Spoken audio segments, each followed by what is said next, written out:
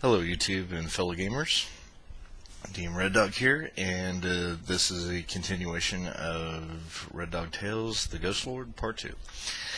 So, when last we left, the party I had descended into this lair after much deliberation of, should we stay or should we go?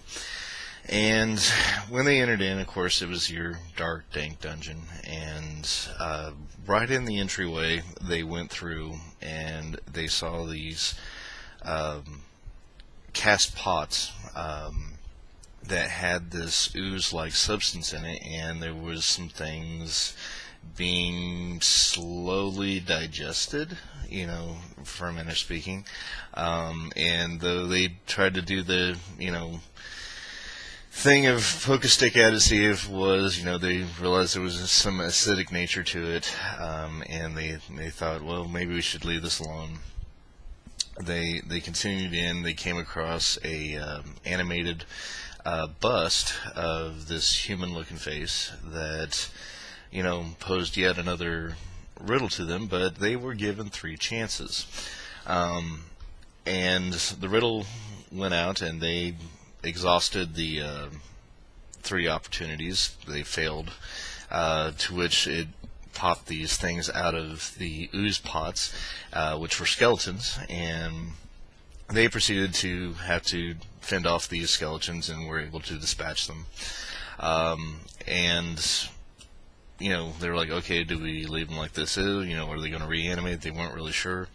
So they had to wait for a little bit, and they got yet another opportunity to get past this arcane lock.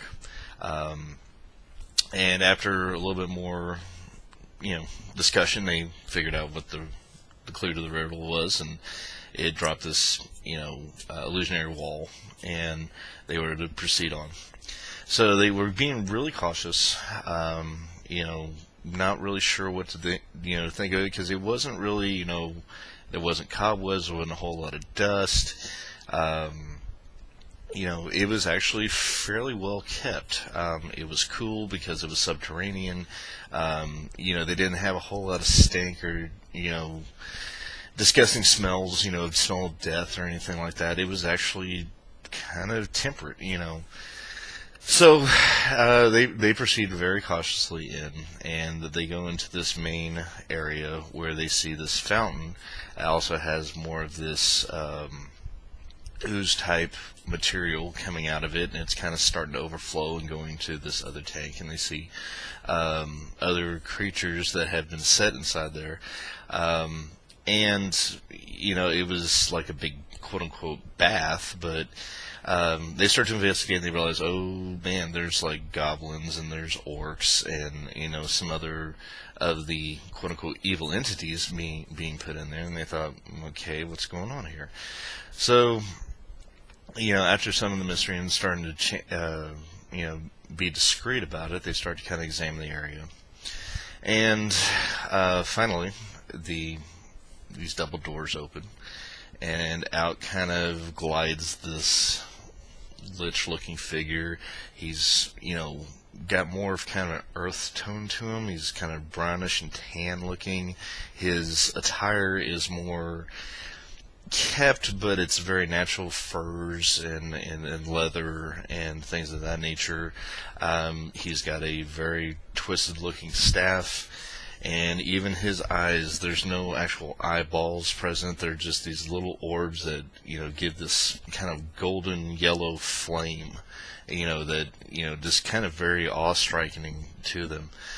And, he proceeds to come out, and he looks at all of them, and, looks at them very oddly, and proceeds to ask them their intents and, why they are here, and is very, very diplomatic, very, very rough in tone, but, he actually starts to converse with them. He doesn't instantly go and attack them, and of course they're on the defensive, and Now, the magic users, mainly the druid and the sorcerer and the bard, are looking at this situation and going, this guy's going to be a lot tougher than we thought, and I don't know if we can take him.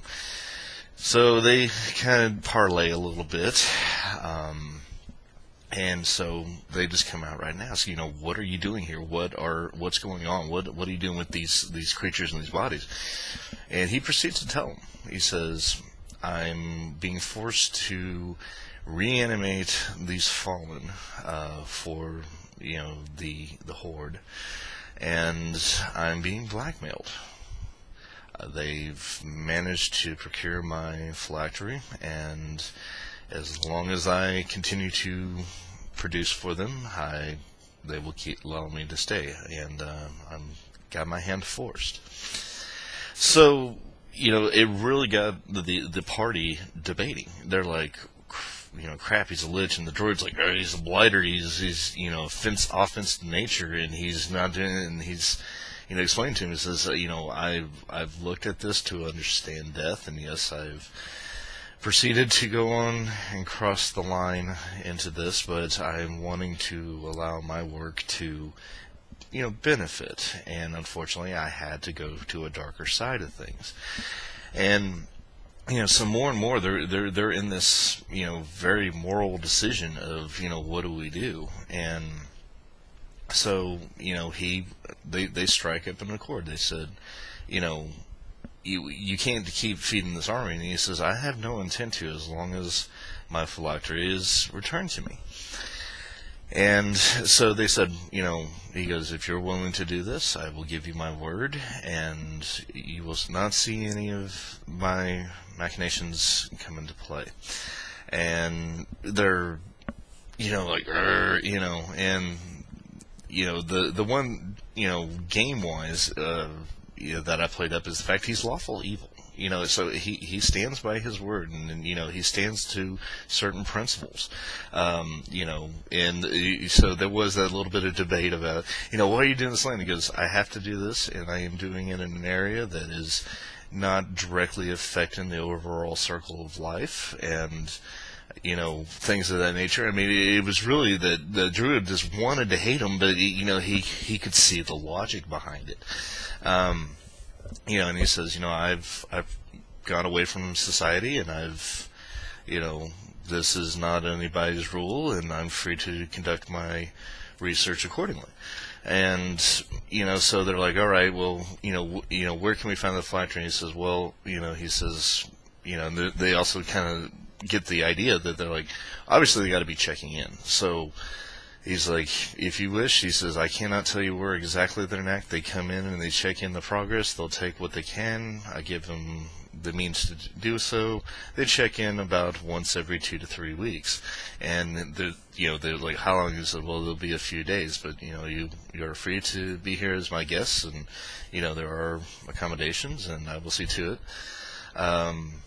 So he was actually very civil to them, and so they were very on guard, but they decided, they approached with, we're going to ambush them, and get this. So, they definitely waylay, they prepare, they get the setup, and the Lich does agree to him. He says, I will set the stage, because I will not interfere, due to repercussions, and, you'll get the information you need to go find out where my phylactery is.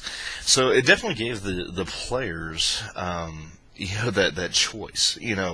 They're really, fighting the good fight in the, the enemy, my enemy, aspect, but there's still that question of, this is the Lich, we got to destroy him, or do we? Because he's really not done anything wrong. So anyway, this is part 2 of the scenario. There's a little more to this tale. So if you got any questions, comments, or whatnot, mark it down below. And thanks for watching.